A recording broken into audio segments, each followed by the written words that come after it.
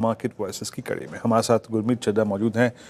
गुरमीत जी, आप के दर्शन दुर्लभ हो गए आजकल, है ना? लेकिन चलिए, देर आए दुरुस्त आए। बट क्या लग रहा है? अर्निंग सीजन आपने देखा, लेकिन तमाशा वही पुराना, कहानी क्रूड की और वॉर का संकट है। एक बार फिर से आपके अर्निंग सीजन के उस मोमेंटम को कोलैप्स कर दिया इसने। कुछ नंबर्स खराब थे, यकीनन खराब थे। For instance HDFC bank, but बहुत अच्छे नंबर्स भी थे। Look at PSU banks.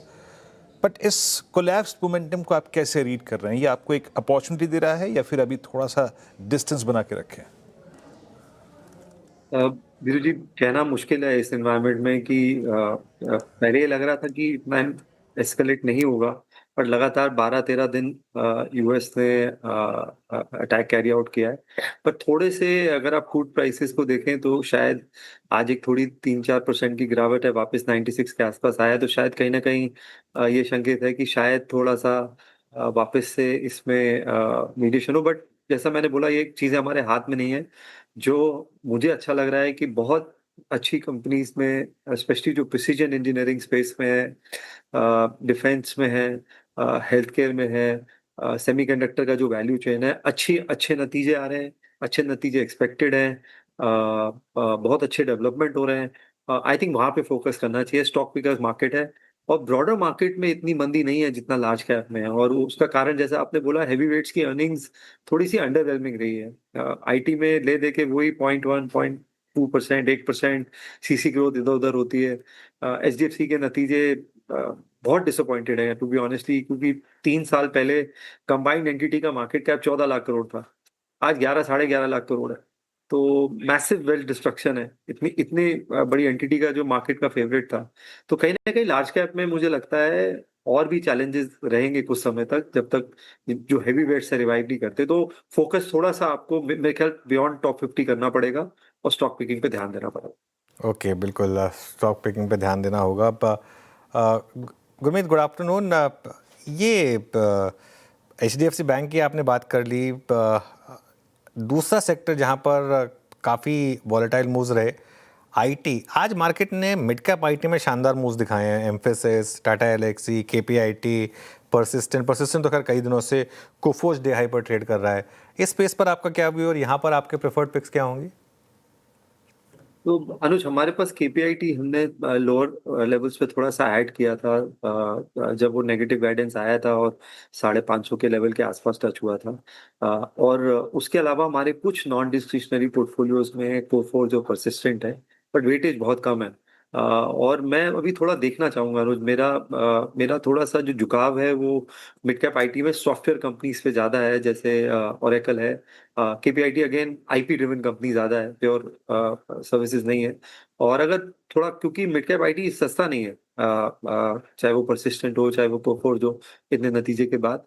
तो हम ज्यादातर इस स्पेस पे अंडरवेट हैं। लार्ज कैप में हमारे पास थोड़ा सा HCL है, तो HCL KPIT मिला के कुछ 2.5-3% है। बट जो न्यू एज बिजनेस है, जो बेटर टेक्नोलॉजी प्ले है, इटर्नल है, आपका ग्रो है, जो न्यू एज टेक्नोलॉजी बिजनेस है, पेटीएम है, वहां पे हम तो ज्यादा कंस्ट्रक्टिव है। वहां पे ग्रोथ है और इस मार्केट में आपको उसको वेटेज देना पड़ेगा। पूरा मार्केट कैप अगर आप देखें न्यू एज टेक्नोलॉजी कंपनी का, शायद निफ्टी के मार्केट कैप का 2% भी नहीं हो।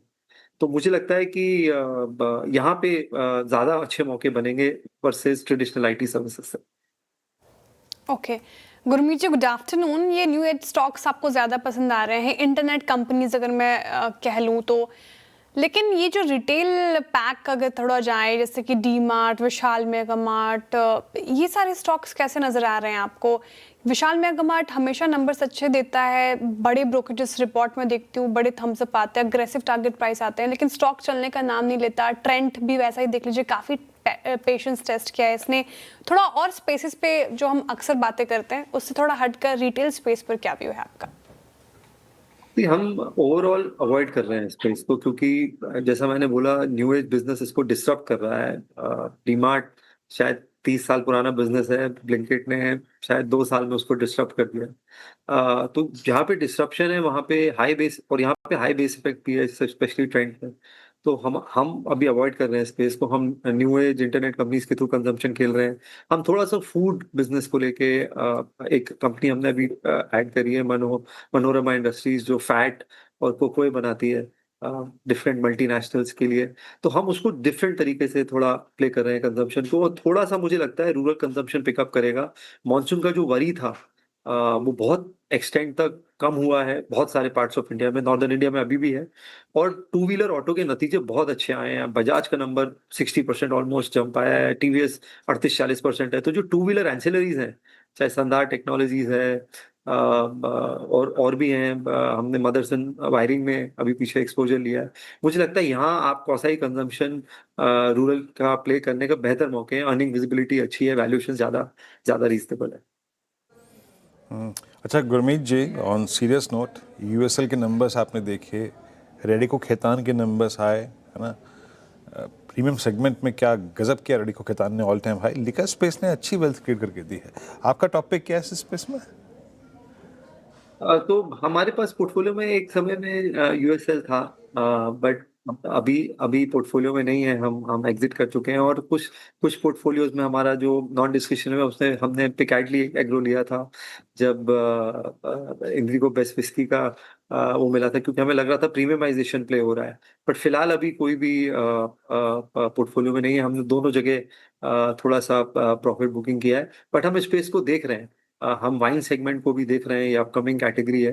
तो स्पेस को हम देख रहे हैं कि अगर वरुण बेवरेज भी अलग अलग सेगमेंट्स में एंटर कर रहा है, वहाँ भी अच्छा खासा कंसोलिडेशन है।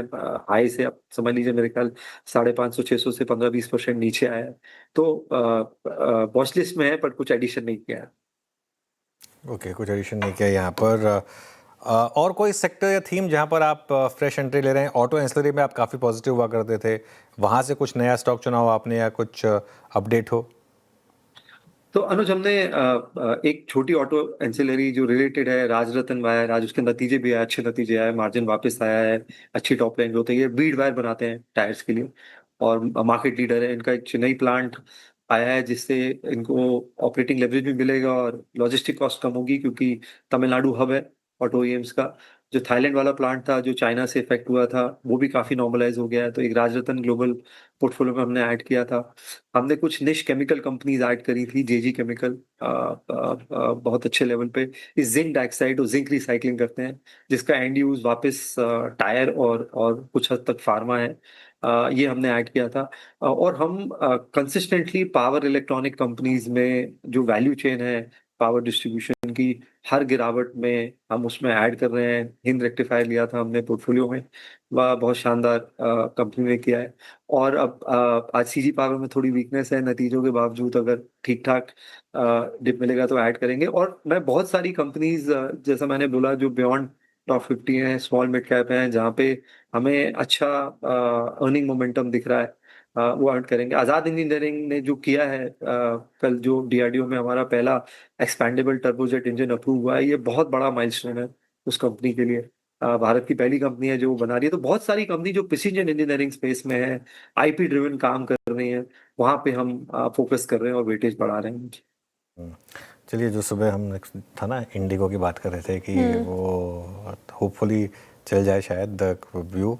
एक बार इंडिगो का इंटरडे चार्ट लेकर आइएगा और देखिए ज़रा इंटरग्लोब एविएशन का चार्ट, और डे हाई पर आ गया अभी ऑलमोस्ट। और जो लो था वहाँ से 100 रुपये से ऊपर की रिकवरी आ चुकी है। जो पहले घंटे का लो था वहाँ से 100 रुपये की अच्छी खासी रिकवरी आ चुकी है, और ये एक बड़ा पॉजिटिव है। गुरमीत जी, अब ये अदानी का तो आ गया क्लैरिफिकेशन कि हम तो नहीं आ रहे हैं एयरलाइन बिजनेस में, लेकिन अदरवाइज भी हेडविंड्स हैं। कच्चा तेल जिस लेवल पर है, Q1 खराब था, Q2 ऑलरेडी बोल चुके खराब होगा, लेकिन शायद Q3 और Q4 बेटर हो। लेकिन स्टॉक भी गिर चुका है अपने हाई से। अब क्या भी होगा स्टॉक पर? अनुज, हम इंक्रीमेंटल एडिशन नहीं कर रहे हैं कुछ भी। जो पोर्टफोलियो वेट है बनाया, क्योंकि क्रूड सेंसिटिव है, बहुत ज्यादा सेंसिटिव है, और ऑयल प्राइसेस को रिएक्ट करेगा। बट कोई ऑप्शन नहीं है अनुज। जब आपको ट्रैवल अगर खेलना है तो बाकी कंपनीज लॉस मेकिंग है, एयर इंडिया स्ट्रगल कर रहा है, ये 65% मार्केट शेयर है।